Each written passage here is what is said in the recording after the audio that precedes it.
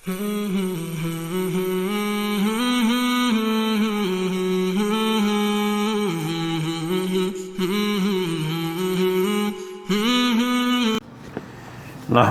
نصلی علی رسولہ الکریم اما بعد فاعوذ باللہ من الشیطان الرجیم بسم اللہ الرحمن الرحیم۔ محترم ناظرین، السلام علیکم ورحمۃ اللہ وبرکاتہ۔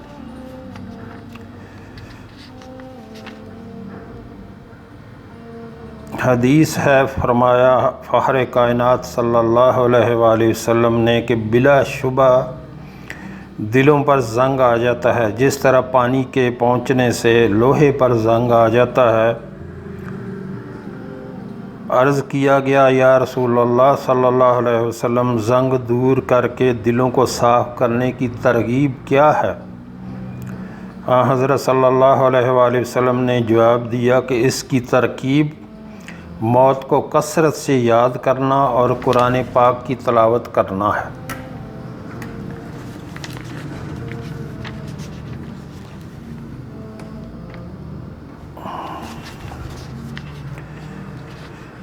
ایک حدیث میں فرمایا سید الانبیاء صلی اللہ علیہ وآلہ وسلم نے کہ نماز میں کھڑے ہو کر قرآن پڑھنا نماز کے علاوہ یعنی نماز کے باہر پڑھنے سے افضل ہے، اور نماز کے علاوہ قرآن پڑھنا سبحان اللہ اللہ اکبر پڑھنے سے بہتر ہے، اور سبحان اللہ پڑھنا صدقہ کرنے سے افضل ہے، اور صدقہ روزے سے افضل ہے، اور روزہ دوزخ سے بچانے والی ڈھال ہے۔ تو اس کا مطلب یہ ہوا ناظرین کہ بندے کو زیادہ سے زیادہ جو ہے وہ قرآن پاک کی تلاوت کرنی چاہیے۔ قرآن پاک کو ہمیشہ جو ہے وہ اپنی تلاوت سے اپنے دلوں کو نور سے بھریں، اپنے دلوں کو زنگ سے پاک کریں تلاوت قرآن سے۔ ایک اور حدیث میں فرمایا رحمۃ اللہ عالمین صلی اللہ علیہ وآلہ وسلم نے کہ جو شخص قرآن پڑھ کر لوگوں سے کھانے کو مانگتا ہے، قیامت کے روز وہ اس حال میں آئے گا کہ اس کا چہرہ اور ہڈی نہ ہوگا، اس پر ذرا گوشت نہ ہوگا۔ چہرے پر ہڈی ہی ہوگی، نہ گوشت ہوگا، اس کا چہرہ ایسا ہوگا کہ ہڈیاں ہی ہڈیاں ہوگی، اس پہ گوشت نہ ہوگا، جو مانگتے ہیں لوگوں سے۔ تو کبھی بھی کسی سے جو ہے وہ مانگنا نہیں چاہیے سوائے اپنے رب سے۔ جیسے کہ لوگ آج کل جگہ جگہ لوگوں کے آگے ہاتھ پھیلاتے ہیں اور اپنی عزت نفس بھی خراب کرتے ہیں، اور کوئی دیتا ہے کوئی نہیں دیتا، کوئی عزت کرتا ہے کوئی بے عزت کر کے بھیج دیتا ہے۔ تو مانگیں اس سے جس کے خزانوں میں کمی نہیں ہے، جو دینے سے خوش ہوتا ہے اس سے ہمیشہ مانگیں، لوگوں سے نہ مانگیں۔ ایک اور حدیث میں فرمایا فخر عالم صلی اللہ علیہ وسلم نے کہ جو شخص قرآن پڑھتا ہے اور پھر بھول جاتا ہے تو ضرور قیامت کے دن اس حال میں آئے گا کہ کوڑی کی طرح اس کے ہاتھ پاؤں گرے ہوئے ہوں گے، یعنی کوڑ پن اس کے اوپر ہوگا۔ ایک اور حدیث میں ارشاد ہے کہ قرآن مجید کو یاد رکھنے کا اچھی طرح دھیان رکھو، کیونکہ قسم ہے اس ذات کی جس کے قبضے قدرت میں میری جان ہے، جو اونٹ اپنی رسیوں سے نکل کر تیزی کے ساتھ چھٹکارا پا جاتے ہیں، قرآن ان سے بھی زیادہ سختی کے ساتھ چھوٹ کر چل دینے والی چیز ہے۔ تو محترم ناظرین، اس سے سبق یہ ملتا ہے کہ اگر آپ نے قرآن پڑھا ہوا ہے، اگر آپ اس کو مسلسل نہیں پڑھتے رہتے تو آپ کے دل سے نکل جائے گا، اور حفظ کیا ہوا ہے تو وہ تو بہت ہی خطرے کی بات ہے۔ اگر آپ اس کو مسلسل نہیں پڑھتے تو وہ آپ کے دل سے نکل جائے گا۔ اس لیے ہمیشہ جو ہے قرآن کو پڑھتے رہیں تاکہ آپ کے دل میں اس کا جو ہے شوق اور اس کا پیار اور اس کی محبت جو ہے آپ کے دل میں رہے، نہیں تو آپ کے دل سے نکل جائے گا۔ ایک حدیث میں فرمایا سید البشر صلی اللہ علیہ وآلہ وسلم نے کہ قیامت کے روز قرآن والے سے کہا جائے گا کہ پڑھتا جا اور بلند درجات چڑھتا جا، اور اس طرح ٹھہر ٹھہر کر پڑھ جس طرح دنیا میں پڑھتا تھا، کیونکہ تیری منزل وہیں ہے جہاں تو آخری آیات پڑھے۔ ایک حدیث میں فرمایا فخر بنی آدم صلی اللہ علیہ وآلہ وسلم کے جس کے اندر ذرا بھی قرآن نہ ہو وہ ویران گھر کی طرح ہے۔ تو لازم ہر ایک کو جو ہے وہ کچھ نہ کچھ حصہ جو ہے قرآن کا وہ حفظ کرنا چاہیے، یاد رکھنا چاہیے۔ ایک حدیث میں فرمایا رحمۃ اللہ للعالمین نے کہ پروردگار عالم تبارک و تعالی فرماتے ہیں کہ جس کو قرآن نے میرا ذکر کرنے اور مجھ سے سوال کرنے کی فرصت نہ دی تو میں اس کو اپنے فضل سے دوں گا، جو سوال کرنے والے کو اس سے افضل دوں گا جو سوال کرنے والے کو دوں گا۔ یعنی کوئی بندہ قرآن ہر وقت پڑھتا رہتا ہے، دعا کرنے کا اس کو ٹائم نہیں ملتا، تو اسی میں وہ بزی رہتا ہے قرآن پڑھنے میں، تو اللہ تعالیٰ اس کو اس سے بہتر عطا کرے گا جو مانگتا ہے، اس سے بہتر اللہ تعالیٰ اس کو قرآن پڑھنے والے کو عطا کرے گا۔ کلام اللہ کی فضیلت باقی کلاموں پر ایسی ہے جیسے اللہ کی فضیلت مخلوق پر۔ تشریح یہ جو فرمایا کہ قرآن نے ذکر اور سوال کرنے کی فرصت نہ دی، تو اس کا مطلب یہ ہے کہ اس قدر تلاوت کرتا رہا کہ دعا، اذکار اور وظائف تو تسبیحات کے لیے وقت نہیں ملتا۔ ایسے شخص کے متعلق یہ نہ سمجھا جائے کہ اس نے دعا تو مانگی ہی نہیں، اسے کیا ملے گا۔ قرآن کی برکت سے اللہ تعالیٰ جو کچھ اسے دیں گے وہ مانگنے والوں کی مرادوں سے بھی افضل ہوگا۔ تو ہر وقت قرآن پڑھتے رہیں۔ ایک حدیث میں فرمایا سید الانبیاء صلی اللہ علیہ وآلہ وسلم نے کہ اللہ کی کتاب سے ایک حرف تلاوت کیا تو اسے ایک حرف کے بدلہ میں ایک نیکی ہے، اور ہر نیکی کو کم از کم 10 گنا کر دیا جاتا ہے۔ پھر فرمایا کہ میں نہیں کہتا کہ الف لام میم ایک حرف ہے، بلکہ الف لام میم، الف ایک حرف ہے، لام ایک حرف ہے اور میم ایک حرف ہے، اس لیے یہ 3 حرف بنتے ہیں۔ ایک حدیث میں فرمایا فخر بنی آدم صلی اللہ علیہ وآلہ وسلم نے جس نے قرآن پڑھا اور اس پر عمل کیا تو اس کے ماں باپ کو قیامت کے روز ایسا تاج پہنایا جائے گا جس کی روشنی سورج کی اس وقت کی روشنی سے بھی اچھی ہوگی جب کہ سورج تمہارے گھروں میں ہو۔ اس شخص کے بارے میں تمہارا کیا خیال ہے جس نے یہ عمل کیا؟ یعنی جب ماں باپ کا یہ انعام ہے تو عمل کرنے والے کو کس قدر انعام ملے گا، اس پر خوب غور کر لینا چاہیے۔ اس میں سورہ یاسین کی فضیلت کے بارے میں حدیث ہے، فرمایا ہادی عالم صلی اللہ علیہ وآلہ وسلم نے کہ بلا شبہ ہر چیز کا ایک دل ہوتا ہے اور قرآن کا دل سورہ یاسین ہے، اور جو شخص ایک بار سورہ یاسین پڑھے تو اس کے پڑھنے کی وجہ سے اللہ تعالیٰ اس شخص کے لیے 10 مرتبہ قرآن شریف پڑھنے کا ثواب لکھ دیں گے۔ اللہ اکبر، کتنی بڑی فضیلت ہے سورہ یاسین کی۔ ایک اور حدیث میں ہے کہ حضرت صلی اللہ علیہ وآلہ وسلم نے فرمایا جس نے اللہ کی رضا کے لیے سورہ یاسین پڑھی اس کے پچھلے صغیرہ گناہ معاف کر دیے جائیں گے، پس تم اس کو مرنے والوں کے پاس جان کنی کے وقت پڑھا کرو، یعنی مرنے والوں کے پاس جو ہے وہ سورہ یاسین کی تلاوت کیا کریں، اور جو مرنے والا ہے اس کو کسی نے روکا نہیں ہے، اس کو چاہیے کہ روزانہ اللہ نے اتنا ٹائم دیا ہوا ہے، اتنا ٹائم ہے ہمارے پاس، اتنا ٹائم ہے مرنے والے کے پاس، کیوں نہیں اپنے لیے روزانہ ایک بار سورہ یاسین جو ہے وہ پڑھے، تاکہ کسی کی محتاجی نہ رہے کہ مرنے کے وقت لوگ بیٹھ کے اس کے لیے سورہ یاسین پڑھیں، روزانہ اپنے لیے ایک بار سورہ یاسین پڑھ کے سوئے۔ سورہ کاف کی اتنی فضیلت ہے، فرمایا نبی کریم صلی اللہ علیہ وآلہ وسلم نے جس نے جمعہ کے دن سورہ کاف پڑھ لی تو دونوں جمعوں کے درمیان اس کے لیے نور روشن رہے گا، یعنی اس کے دل میں نورانیت رہے گی۔ ایک اور حدیث ہے جس نے جمعہ کے روز سورۃ آل عمران پڑھ لی، رات آنے تک فرشتے اس کے لیے رحمت کی دعا بھیجتے رہیں گے۔ حدیث میں ہے جمعہ کے دن سورہ ہود پڑھا کرو، جمعہ کے دن سورہ ہود پڑھا کرو۔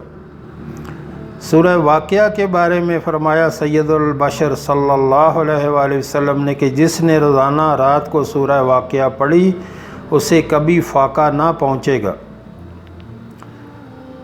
سورہ فاتحہ کے بارے میں فرمایا سرور عالم صلی اللہ علیہ وآلہ وسلم نے،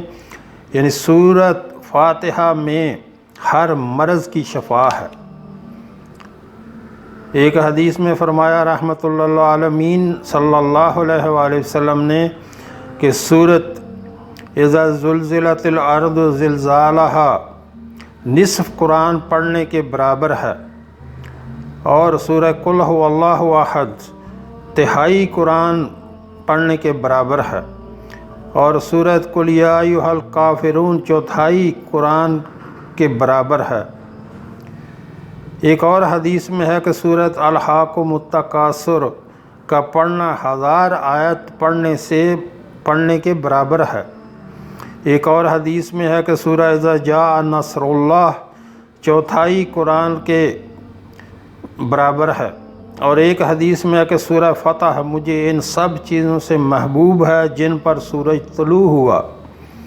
مطلب یہ کہ ان صورتوں کی بڑی فضیلت ہے، ان کا پڑھنا اور تلاوت کرنا بڑی سعادت ہے۔ چھوٹی چھوٹی صورتیں ہیں اور ان کا اجر و ثواب بہت بہت بڑا ہے۔ کوئی شخص ذرا بھی دھیان دے تو روزانہ سینکڑوں بار پڑھ سکتا ہے۔ ایک حدیث میں فرمایا رحمت عالم صلی اللہ علیہ وآلہ وسلم نے بے شک قرآن میں ایک ایسی صورت ہے جس میں 30 آیات ہیں، ایک شخص کے لیے اس نے یہاں تک سفارش کی وہ بخش دیا گیا۔ وہ صورت ہے تبارک الذی بیدہ الملک، جو 29ویں پارے کے شروع سے شروع ہوتی ہے، 30 آیات کی چھوٹی سی صورت ہے۔ حضرت صلی اللہ علیہ وآلہ وسلم ان دونوں صورتوں کو بغیر پڑھے رات کو نہ سوتے تھے۔ دوسری صورت ایک حدیث میں فرمایا رسول اکرم صلی اللہ علیہ وآلہ وسلم نے کہ جس نے 10 مرتبہ قل هو اللہ احد پڑھ لی اس کے لیے جنت میں ایک محل بنا دیا جائے گا، اور جس نے 20 مرتبہ پڑھ لی اس کے لیے 2 محل بنا دیے جائیں گے، اور جس نے 30 مرتبہ پڑھ لی اس کے لیے 3 محل بنا دیے جائیں گے۔ حضرت عمر رضی اللہ تعالیٰ عنہ نے عرض کیا اللہ کی قسم اس طرح تو ہم محلوں کی کثرت کر لیں گے۔ تو رسول اللہ صلی اللہ علیہ وسلم نے فرمایا کہ اللہ کی داد و دہش اس سے بہت زیادہ ہے، تعجب نہ کرو۔ تو محترم ناظرین، یہ آپ کے ہاتھ میں ہے، جتنے محل بنائیں، جتنے چاہیں آپ محل بنائیں۔ 10 بار سورہ قل هو اللہ احد پڑھنے پہ 1 محل مل رہا، تو جتنے چاہیں آپ رات کو 100 بار پڑھ لیں تو 10 محل بنا کے سو جائیں۔ اور محل بھی ایسے نہیں ہوں گے جیسے دنیا میں ہم بناتے ہیں، وہ ہیرے جواہرات کے محلات ہوں گے۔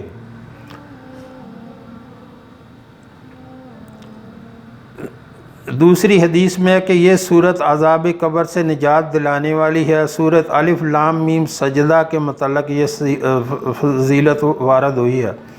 تو محترم ناظرین، وہ جو صورت تبارک الذی بیدہ الملک جس کو سورہ ملک کہتے ہیں، اور سورہ الف لام میم سجدہ جو کہ 21ویں پارے میں ہے، رسول اللہ صلی اللہ علیہ وآلہ وسلم تب تک نہ سوتے جب تک ان دونوں صورتوں کی تلاوت نہ فرماتے، ان دونوں صورتوں کو پڑھ کے سوتے ہمارے آقا صلی اللہ علیہ وآلہ وسلم۔ قرآن مجید سننے کا بہت ثواب ہے۔ ایک حدیث میں فرمایا رسول اللہ صلی اللہ علیہ وسلم نے جو شخص اللہ کی کتاب کی 1 آیت سنے اس کے لیے 2 چند نیکیاں لکھی جاتی ہیں، اور جو شخص تلاوت کرے قیامت کے دن وہ آیت اس کے لیے نور ہوگی۔ تو محترم ناظرین، زیادہ سے زیادہ جو ہے وہ تلاوت قرآن پاک کیا کریں، زیادہ سے زیادہ اپنا معمول بنائیں قرآن پاک کو پڑھنے کا، اور روزانہ رات کے ٹائم زیادہ سے زیادہ جو ہے وہ اپنے لیے پڑھ کے سویا کریں۔ ایک حدیث میں فرمایا رسول اللہ صلی اللہ علیہ وآلہ وسلم نے کہ جو اپنے رب کو یاد کرتا ہے اور جو اپنے رب کو یاد نہیں کرتا اس کی مثال زندہ اور مردہ کی ہے، یعنی کہ جو بندہ اپنے رب کو یاد کرتا ہے وہ ایسا ہی ہے جیسے زندہ، اور جو یاد نہیں کرتا وہ ایسے ہی ہے جیسے مردہ۔ تو اس لیے اپنے رب کو زیادہ سے زیادہ یاد کیا کریں، قرآن پاک کی تلاوت کیا کریں۔ سب سے افضل یہ ہے کہ بندہ قرآن پاک پڑھے۔ ایک حدیث میں نبی رحمت صلی اللہ علیہ وآلہ وسلم نے فرمایا کہ جو لوگ کسی ایسی مجلس سے کھڑے ہو گئے جس میں انہوں نے اللہ کی یاد نہ کی، تو گویا یہ لوگ مردہ گدھے کی ناش چھوڑ کر آئے، اور یہ مجلس ان لوگوں کے حق میں حسرت کا سبب ہوگی۔ یعنی کہ جو کوئی بھی محفل ہو، کسی کے گھر لوگ جمع ہو تو وہاں پہ اللہ کا ذکر نہ ہو تو وہ محفل جو ہے وہ باعث سے حسرت ہوگی۔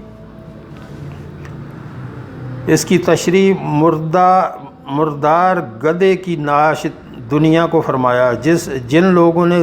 ذرا ذکر نہ کیا اور پوری مجلس دنیا کے ذکر و فکر میں گزار دی،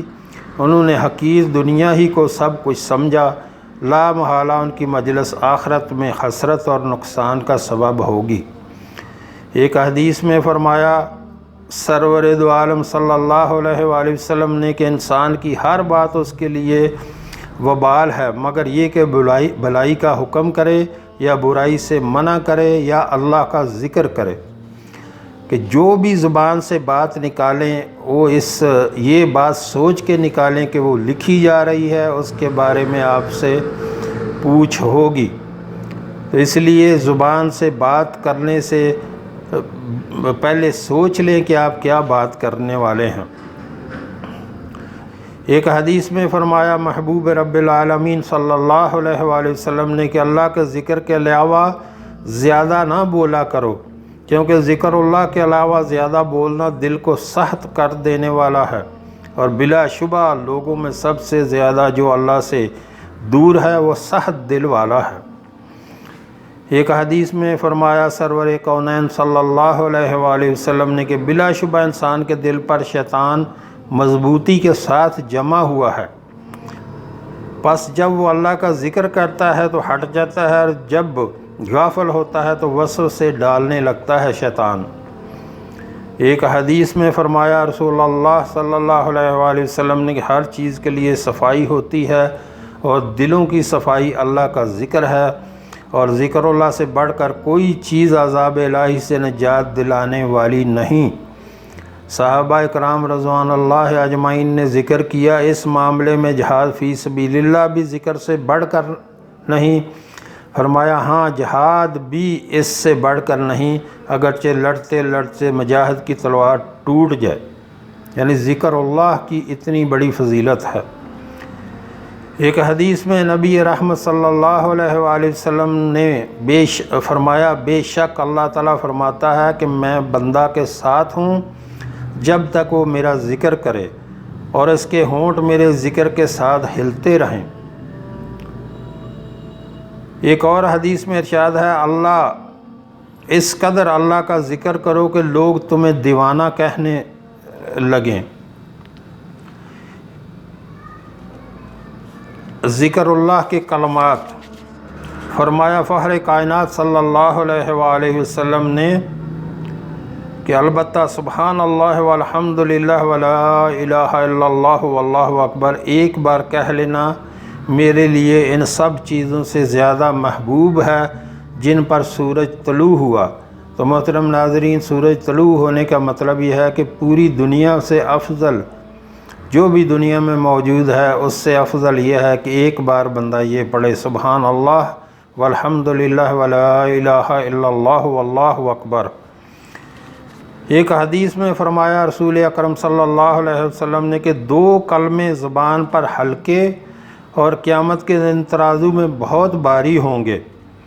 رحمان کو بہت محبوب ہیں۔ وہ کلمات یہ ہیں: سبحان اللہ و بحمدہ سبحان اللہ العظیم۔ ایک حدیث میں فرمایا فخر بنی آدم صلی اللہ علیہ وآلہ وسلم نے کہ جس نے سبحان اللہ العظیم و بحمدہ کہا اس کے لیے جنت میں کھجور کا ایک درخت لگ گیا۔ ایک حدیث میں فرمایا رحمت للعالمین نے کہ افضل الذکر لا الہ الا اللہ، افضل ذکر سب سے جو ہے وہ لا الہ الا اللہ، اور افضل دعا جو ہے وہ ہے الحمدللہ۔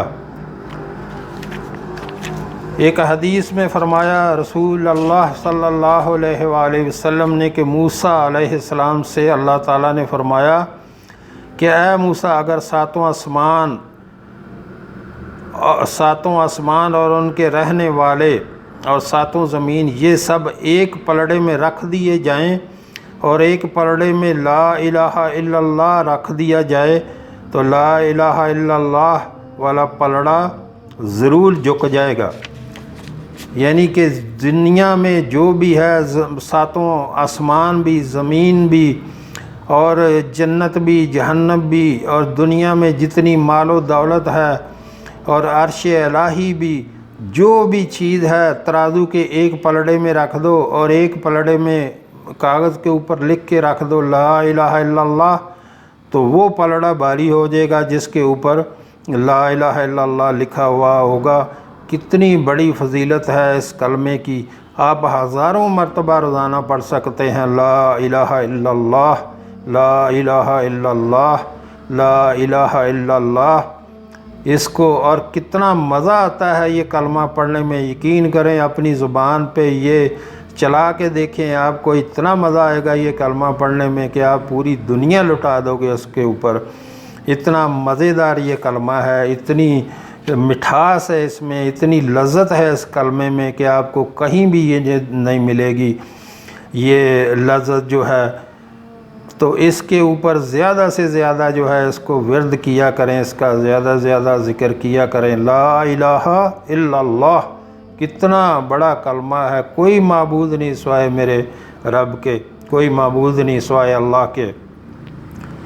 ایک حدیث میں فرمایا ہادی عالم صلی اللہ علیہ وآلہ وسلم نے کہ لا حول ولا قوت الا باللہ کی کثرت کیا کرو کیونکہ وہ جنت کے خزانوں میں سے ہے۔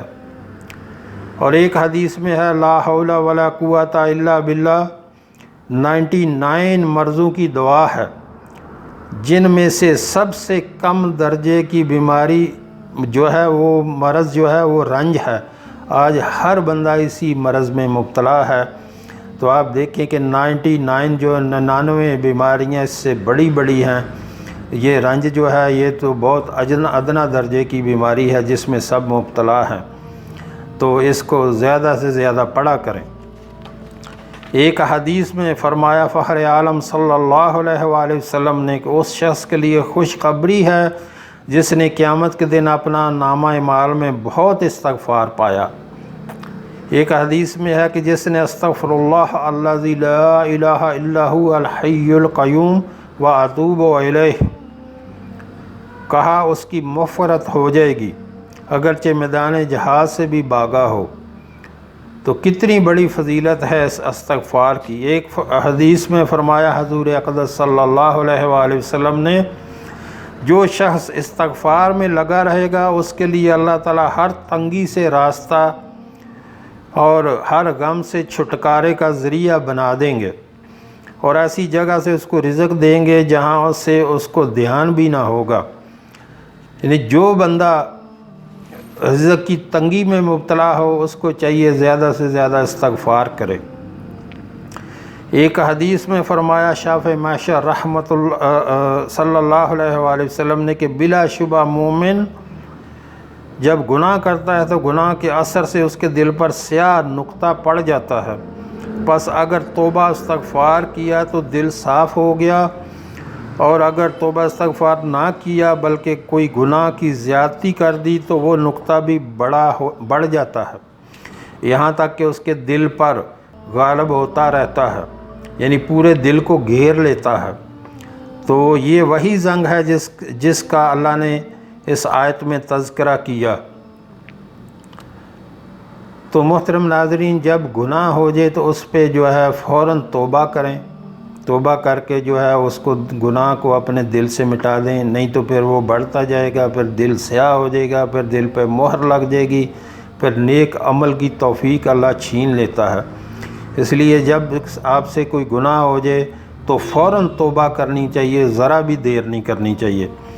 ایک حدیث میں فرمایا سید البشر صلی اللہ علیہ وآلہ وسلم نے کہ اللہ کی قسم میں روزانہ 70 مرتبہ سے زیادہ اللہ سے مغفرت مانگتا ہوں اور اس کے حضور میں توبہ کرتا ہوں۔ درود شریف کے فضائل کے بارے میں حدیث فرمایا نبی کریم صلی اللہ علیہ وآلہ وسلم نے کہ قیامت کے روز سب سے زیادہ میرے قریب وہ لوگ ہوں گے جو مجھ پر سب سے زیادہ درود بھیجنے والے ہیں۔ ایک حدیث میں ہے کہ حضرت صلی اللہ علیہ وآلہ وسلم نے فرمایا مجھ پر درود زیادہ بھیجا کرو کیونکہ وہ تمہارے لیے پاکیزگی ہے۔ ایک حدیث میں فرمایا حضور اکرم صلی اللہ علیہ وآلہ وسلم نے کہ بلا شبہ اللہ کے بہت سے فرشتے زمین میں چکر لگاتے رہتے ہیں اور جو مجھے میری امت کا سلام پہنچاتے ہیں، یعنی جو فرشتے گھومتے رہتے ہیں جہاں کوئی بندہ دروشی پڑھ رہا ہوتا ہے پھر وہ رسول اللہ صلی اللہ علیہ وآلہ وسلم تک پہنچاتے ہیں۔ ایک حدیث میں فرمایا حضرت صلی اللہ علیہ وسلم نے کہ تمہارا درود مجھے پہنچ جاتا ہے تم جہاں کہیں بھی ہو۔ ایک حدیث میں فرمایا رحمت اللہ عالمین صلی اللہ علیہ وآلہ وسلم نے کہ جو شخص ایک مرتبہ مجھ پر درود بھیجے اللہ تعالیٰ اس پر 10 رحمتیں نازل فرمائے گا اور اس کے 10 گناہ نامہ اعمال سے جو ہے وہ گھٹا دیے جائیں گے اور اس کے 10 درجات بلند کر دیے جائیں گے۔ اور ایک روایت ہے یہ بھی ہے کہ اس کے لیے 10 نیکیاں لکھ دی جائیں گی، یعنی جو بندہ ایک بار درود شریف پڑھتا ہے تو اس کے اوپر جو ہے 10 نیکیاں اس کو ملتی ہیں، 10 گناہ اس کے نامہ اعمال سے مٹائے جاتے ہیں، 10 رحمتیں اللہ کی طرف سے نازل ہوتی ہیں۔ کتنی بڑی فضیلت ہے درود پاک کی۔ اور ایک حدیث میں یوں بھی ہے کہ جو شخص نبی صلی اللہ علیہ وآلہ وسلم پر ایک بار درود بھیجے اللہ اور اس کے فرشتے اس پر 70 رحمتیں نازل فرماتے ہیں۔ علماء نے فرمایا کہ یہ فضیلت جمعہ کے روز درود پڑھنے کی ہے، جمعہ کے روز درود شریف پڑھنے کی زیادہ ترغیب ہے۔ ایک حدیث میں فرمایا سید عالم صلی اللہ علیہ وآلہ وسلم نے کہ اصل بخیل وہ ہے جس کی موجودگی میں میرا ذکر کیا گیا، یعنی میرا نام لیا گیا تو اس نے مجھ پر درود نہ بھیجا۔ اور ایک حدیث میں ہے حضرت صلی اللہ علیہ وآلہ وسلم نے فرمایا وہ شخص ہلاک ہو جس کی موجودگی میں میرا ذکر ہو اور وہ اسے سنے مجھ پر درود نہ بھیجے۔